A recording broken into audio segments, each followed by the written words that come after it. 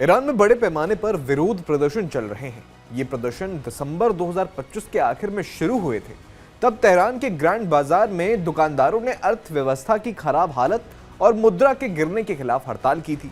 अब ये प्रदर्शन पूरे देश में फैल गए हैं। लोग सड़कों पर उतर आए हैं, नारे लगा रहे हैं, जैसे तानाशाह की मौत और इस तरह के कई सारे नारे। कुछ जगहों पर तो पुराने शाह के समर्थन में भी नारे सुनाई दे रहे हैं। इसी बीच ईरान के निर्वासित क्राउन प्रिंस रेजा पहलवी ने लोगों से अपील की कि वे एकजुट होकर प्रदर्शन करें। उन्होंने पूरे देश में एक साथ नारे लगाने का आह्वान किया। उनका कहना था कि अगर सरकार इंटरनेट काट देगी तो ये और बड़ा संकेत होगा कि लोग सड़कों पर उतरे। लोगों ने उनकी अपील पर बड़ा रिस्पॉन्स दिया। तेहरान और अन्य शहरों में हजारों लोग बाहर निकले। इसके जवाब में सरकार ने पूरे देश में इंटरनेट और फोन लाइंस काट दी। रेजा पहलवी ने सोशल मीडिया पर वीडियो जारी कर कहा कि ये प्रदर्शन अभूतपूर्व है और रजीम यानी शासन अब कमजोर हो चुका है। उन्होंने दुनिया के नेताओं से अपील की कि वे ईरानी लोगों का साथ दें, जैसे अमेरिकी राष्ट्रपति डोनाल्ड ट्रंप कर रहे हैं। उनका मानना है कि अब समय आ गया है जब ईरान में लोकतंत्र और धर्मनिरपेक्ष सरकार आ सकती है। रिपोर्ट्स के मुताबिक देश भर में हुए प्रदर्शनों में अब तक 40 से ज्यादा लोग मारे गए हैं और हजारों गिरफ्तार हुए हैं। ये सब देखकर लग रहा है कि रेजा पहलवी कई साल बाद फिर ईरान की राजनीति में अहम भूमिका निभा रहे हैं। कई लोग उन्हें बदलाव का चेहरा मान रहे हैं, जबकि कुछ उनका विरोध भी कर रहे हैं। तो सवाल ये उठता है कि रेजा पहलवी हैं कौन?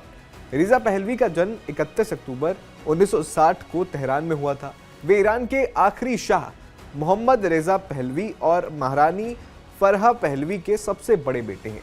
1967 में उनके पिता के ताजपोशी के समय उन्हें क्राउन प्रिंस घोषित किया गया। 1980 के दशक में इस्लामिक क्रांति से पहले जब वे सिर्फ 17 साल के थे, वे अमेरिका गए, वहां पर पायलट की ट्रेनिंग ली। क्रांति सफल हो गई, उनके पिता को सत्ता से हटा दिया गया और ईरान में आयतुल्लाह खोमेनी की अगुवाई में इस्लामिक रिपब्लिक बना। रेजा पहलवी वापस नहीं लौट सके और निर्वासन में रहने लगे। वो अमेरिका में रहते हैं, जहां उन्होंने यूनिवर्सिटी ऑफ सदर्न कैलिफोर्निया से पॉलिटिकल साइंस की डिग्री ली। वे ट्रेन्ड पायलट भी हैं। 1986 में उनकी शादी यास्मीन एतमान अमीनी से हुई और उनकी 3 बेटियां हैं, नूर, ईमान और फरहा। निर्वासन के बाद से रेजा पहलवी इस्लामिक रजीम के खिलाफ बोलते रहे हैं। वे सेकुलर डेमोक्रेसी की वकालत करते हैं और कहते हैं कि ईरान के लोग खुद फैसला करेंगे कि देश का सिस्टम क्या होगा, राजशाही हो या रिपब्लिक। उन्होंने 3 किताबें भी लिखी हैं जिनमें ईरान में लोकतंत्र की बात की गई है। पिछले कुछ सालों में वे इजराइल के करीब आए हैं। 2023 में वे इजराइल गए और नेतन्याहू से मिले।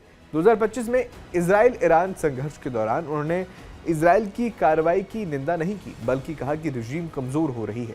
इससे कुछ ईरानियों में उनकी आलोचना हुई, लेकिन विदेश में रहने वाले कई ईरानी उन्हें सपोर्ट करते हैं। अब ये ताज़ा प्रदर्शन उन्हें फिर से सुर्खियों में ला रहे हैं, क्योंकि लोगों ने उनकी अपील पर इतना बड़ा रिस्पांस दिया। अब देखना ये होगा कि आगे क्या होता है।